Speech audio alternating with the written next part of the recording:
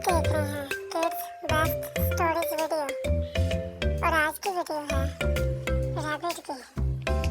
Rabbit जो कि समझती है कि मैं बीमार हूँ और वो जाती है एक डॉक्टर के पास।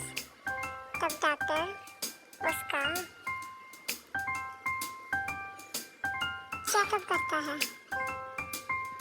और जब वो चेकअप करता है तब वो बहुत खुश होते हैं। तब डॉक्टर फ्लैश लाइट के साथ उसके मुंह में मारता है कि देखे कि इसकी जुबान ठीक है कि नहीं। तब वो ठीक होती है। तब वो उसके कानों को देखता है और उसके कान वो फ्लैश लाइट से देखता है।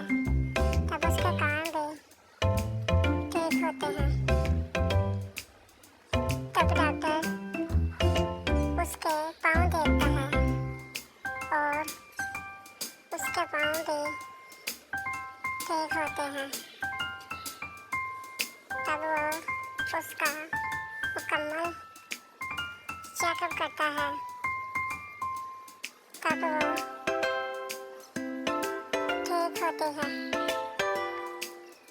तब डॉक्टर उसे एक लॉलीपॉप दे देता है